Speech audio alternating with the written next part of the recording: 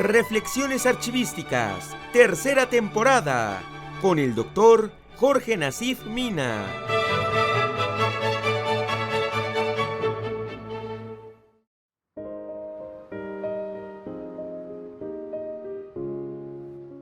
Hola queridos amigos, ¿cómo están? Pues yo aquí muy contento con la producción porque llegamos ya al programa 20 de la tercera temporada de la serie Reflexiones Archivísticas. Quiero agradecerles muchísimo todo el apoyo, tanto a la producción de Espectro 29 como obviamente a todos ustedes que me hacen el favor de escucharme en este programa de Reflexiones Archivísticas que tiene como objeto final difundir la archivística y la historia, los expedientes que se forman en todo un proceso administrativo, jurídico, jurisdiccional, contable, fiscal y que pueden, como lo hemos visto, pasar a ser documentos parte fundamental de nuestra patria. Bueno, pues hoy algo maravilloso. Hoy es un programa verdaderamente extraordinario, van a ver por qué. Hoy vamos a platicar sobre un dictamen que se le hace al Acta de Independencia del Imperio Mexicano. Les cuento.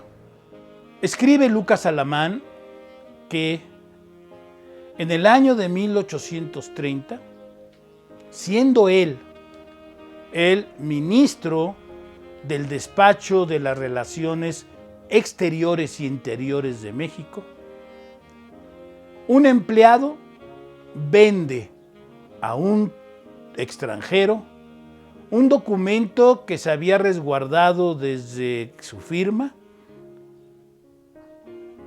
denominado y conocido por nosotros ya como el Acta de Independencia del Imperio Mexicano. Recordemos que cuando el acta se firma, que vimos el programa pasado, se hacen 2 ejemplares originales. Uno se deposita en el Congreso, o lo que iba a ser el Congreso, en la iglesia de San Pedro y San Pablo, y el otro se deposita en el Ministerio de Relaciones Interiores y Exteriores. Lucas Alamán va a ser el ministro, como lo dije, de 1830 a 1832. Este robo del Acta de la Independencia del Imperio Mexicano obviamente causó mucho mal. Y causó mucho mal porque, aunque Lucas Alamán había indagado que se encontraba en Europa, nunca se supo en dónde exactamente estaba, ni quién la tenía, ni a quién se le vendió. El otra acta, la otra copia original o el otro original múltiple que fue depositado en el Congreso, cuando el Congreso pasa a la calle de Donceles, la Cámara de Diputados pasa a la calle de Donceles, donde estaba el antiguo Teatro Iturbide, y ocupa esas instalaciones, en 1909, un 29 de marzo, se incendia el edificio y junto con lo que las llamas se llevaron del inmueble, se fue el Acta de Independencia del Imperio Mexicano, es decir, el original múltiple. Y entonces resulta que desde 1909 no tenía México su Acta de Independencia, su Acta de Emancipación, esa que había firmado Agustín de Iturbide y todos estos grandes personajes. Bueno, pues resulta que muchos años después,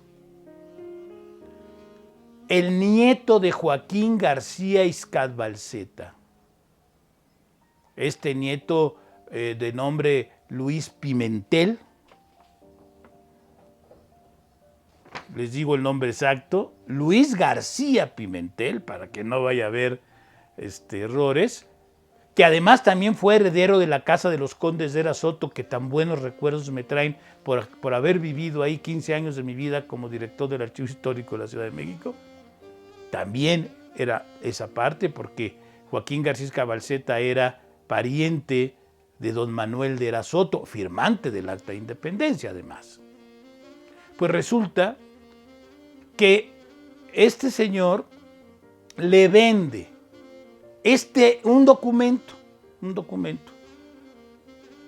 a un señor ingeniero de nombre Florencio Gavito Bustillos en el año de 1947. Exactamente, se lo vende exactamente, ¿sí?, el 27 de octubre, en la maravillosa cantidad de 10,000 pesos, argumentando que era una herencia de Joaquín García Cabalceta. Bueno, ¿y qué pasó? Pues resulta que Joaquín García Cabalceta se trajo de España este documento. Su editor, el editor de Joaquín García Cabalceta, es el que localiza el documento que se habían robado en España, en la calle de Carretas número 21. Este personaje importante, muy importante, el editor le dice a Joaquín García Cabalceta: tengo este documento. Joaquín García Cabalceta: tráemelo. Y lo guardó Joaquín García Cabalceta. Es aquí cuando ponemos la interrogante. ¿Y por qué Joaquín García Cabalceta, a mediados del siglo XX, no lo regresó a la nación? Bueno, pues se queda con él este señor ingeniero Florencio, y en el testamento pone, porque se enferma, que a su muerte ese documento fuera entregado al presidente de la República. Lo que su hijo y su mujer intentaron hacer. Su hijo, de nombre Francisco Gavito Jáuregui, se acerca al gobierno, pero obviamente el gobierno dice: no sabemos si sea el acta o no sea el acta de independencia. Así que la remiten primero al Archivo General de la Nación para su dictamen y después a la UNAM. Les platico cómo estuvo este dictamen para saber si ese documento que le denominaron documento Gavito era precisamente uno de los originales del Acta de Independencia del Imperio Mexicano. Entonces, el dictamen inicial lo va a hacer don Ernesto Lemoine Vivicaña, aunque en realidad, que él era jefe de investigación del Archivo General de la Nación, en realidad es un análisis muy sucinto, donde establece que sí es un documento de época, que parece que sí es el documento del Acta de Independencia, pero que a él le faltan elementos como para poder definirlo en su totalidad. Ahí podemos ver nosotros las láminas que les presento. Ahí vienen las láminas de cómo él escribe. Les estoy mandando el texto, el oficio, donde él va manejando el proceso. Pero no era suficiente. Así que mandan el documento que le llamaban documento Gavito, porque todavía no querían decir que era el Acta de Independencia.